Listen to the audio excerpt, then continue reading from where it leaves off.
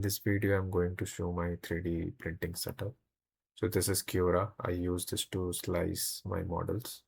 So first you have to get the STL file of the model you want to print.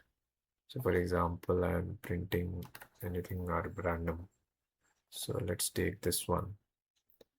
So after you pull the model, it will show and you can just check whether this is the model you wanted to print or not. And here left hand side you can orient the model.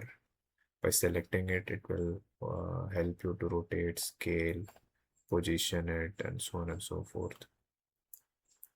Now, after doing this, you want to select the filament. So here you can select the filament. I'm currently using TPU 95A and 0.4 millimeter nozzle, which comes from my Creality Ender 3v2 printer.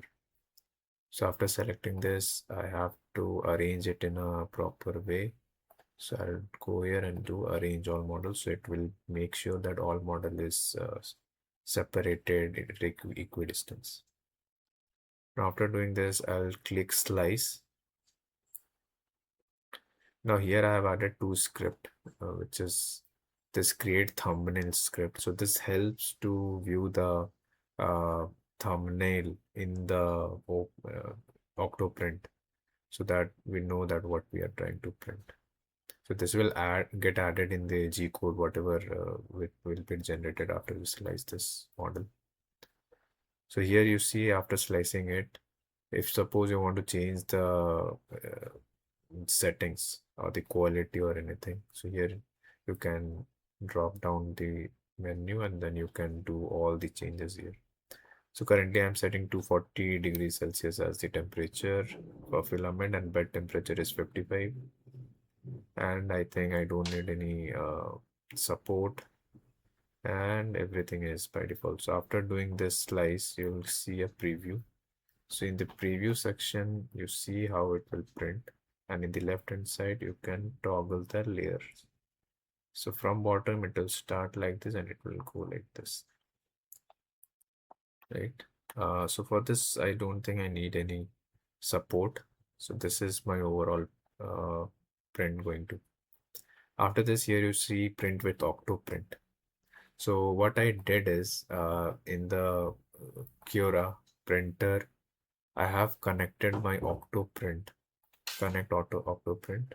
So here I have connected it, and if I open it in browser, it will ask for the username and password. So, sorry.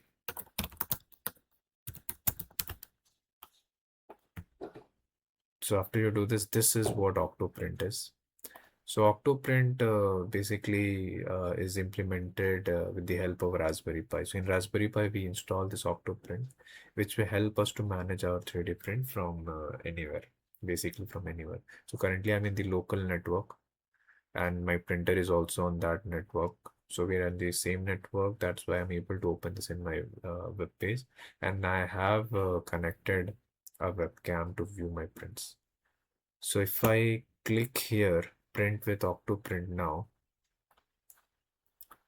what it will do, it will ask me that, okay, you want to save this file in the Octoprint. So if I click OK, so it has stored data in the Octoprint. Now, if I go to the Octoprint, so print with Octoprint, cancel. So if I go to the Octoprint page, which it has opened, sorry, here. So here I think you'll see the file. So see, this is the file it has created, and this is the thumbnail I was talking about. So this will get shown. This is shown with the help of a plugin in Octoprint. So I think that is called Cura thumbnail. So after installing that, you have to set it up, and then you have to enable the script in the Cura, this script.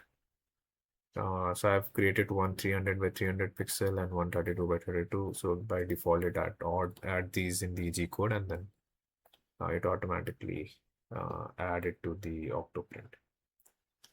So after doing this, now I have to print it. So what you have to do, you have to go to the file. So this is the file, and then I click print here. So this is the setup page. So here you can see the target now it has been set. So this is bed temperature 55 degrees Celsius and it is currently increasing. After this gets set to 55, then this will start incrementing. But since this is already was in 240 print because I have just changed the filament now. So after both of this is set, then the printer will start automatically. So I'll show you the print in the webcam, and also I'll show you the print in the actual area, how it happens. And whenever printer complete, it bring out the model and then you can switch it off. That's how the setup goes. So this is how I used to do 3D prints, and this is my setup which runs locally. So I don't need to go again and again to see the models uh, physically here. So from my laptop, I can control whatever I want to. So this is how I can uh, view it. So there are a few plugins I used like Pretty G Code. So what it does, it shows you the model in actual 3D. So if you see here at how it will actually going to print. And here in the right hand side, you'll see the filament, how much filament it will take, how much time it will take, how much time is left, and what is the progress. So here you can pause or cancel. Now here you can see currently, I think the temperature is set now. Yeah, this both are set. So currently it is homing. So in the webcam, you can see the homing scenario being done. So after the homing section, it will start the print.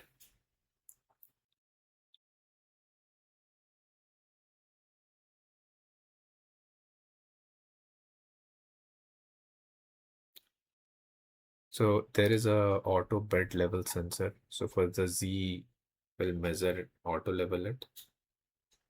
Basically goes to the home. So it knows the Z0 position. Now the printer has started printing.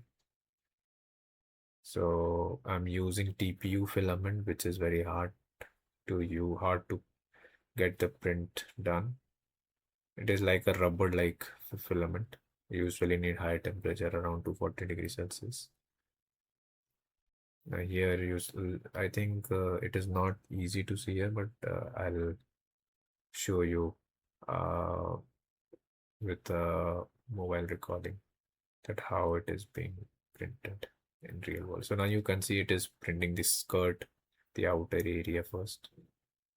So this is how it usually happens. Also, so in order to access this Octoprint, you have to log in into your Raspberry Pi. So there are two ways. Either you can use your laptop only to get into your Raspberry Pi terminal, or you have to connect a monitor to your Raspberry Pi setup, and then you can access it there. So the easy way I used to do it is using Putty software, and then here you put your host name, and which is Octopi in my case. So basically, I have booted my Raspberry Pi and given a host name Octopi. After you open in SSH, it asks you the username, which is Subham, and my password. So after successfully logging, you have entered the actual Raspberry Pi here. So this is the Raspberry Pi here. And suppose you want to know that, okay, at what host name my printer is connected. So this is usually the IP address. If you paste this IP address, it will automatically open the Octoprint page. So generally, octopi.local is used to work, but sometime it does not work. So here it opens. So it is working. You can just print octopi.local. But if it does not work, go to the host name and then access the page. So I think I have explained you pretty G code. Then temperature, it shows the temperature. G code viewer is inbuilt Octoprint feature, which shows you the 2D uh, print, only 2D. Then time lapse, so you can enable a time lapse and record a video out of it. Terminal section, which shows you every line. Bed visualizer is a tool which takes measure 9 points in your bed and measure how much it is deviated on each point from z is equal to 0 level. So it is showing green color, so I think it is it is leveled for my setup. So in order to measure it, you have to go and do update mesh now. So it will measure and then it will update this graph, 3D graph. And regarding setup, this is the settings. So here you can go to Octoprint plugin manager, and here you can find any plugin you are looking for, or go to get more. And here you can find the more plugins which is available. There are a lot of plugins you can find out according to your use case. So this is it, and these are the plugins you have installed. So you can update it, check it, the releases and all those things. Also regarding the backup, so I forgot where the backup is. I think I here. So backup and restore.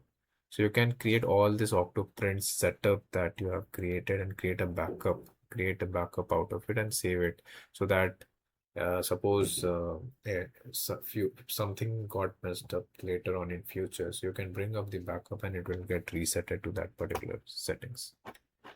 So here you can see update and restore. So you can upload that file, you can save that file in your drive, and then you later upload it and then restore back to that point. So I think I have explained everything, and now here you see it is printing, right? Here you see, and here you see the progress, and it will going to take 1 hour 26 minutes. Then it will going to take this much filament. Here it will show the layers, height, then time, which is pending. I think this is a layer time, okay. Then this is ETA, means at what PM, actual time PM it will. So basically I've seen this is not correct. If it is showing 1.5, it can go to 2 hours or more than that, depending upon the complexity of the print. And I think, yeah, fan off and on. So first 0 layer, usually fan is off. After that, fan will start on and then it will start working. So I think I've explained everything. Left hand side here you show the prints. So now you see why the thumbnail is very useful, right? So because if you see these files, you don't know what it is. So you have to guess it with the help of the names. But with this, it is direct that, okay, I'm printing all these things. So yeah, this is all about my setup. I'll attach the mobile recording to show you my actual physical setup and how it works. So this is my 3D printing setup. So this is my PLA filament, that is my TPU filament, and here you can see how it is printing.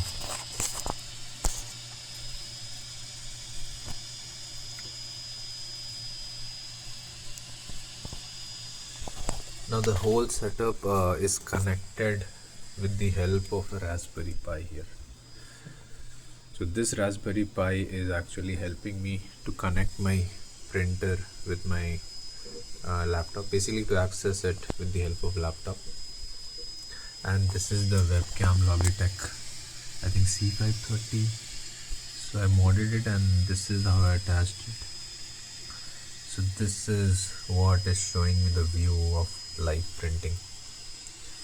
And so I generally use isopropyl alcohol just before starting a print to clean the bed, and I have not faced any issue of bed adhesion. Isopropyl alcohol and bed leveling sensor, which is this one, auto bed level sensor, automatically helps me to achieve the print. And I have this in an enclosed area so that the temperature is maintained, and a light, so I have light at the top, so at night I can switch it off and then leave it, and whenever I need it I just enable it. So this is my whole 3D printing setup. I hope you like it. Thanks.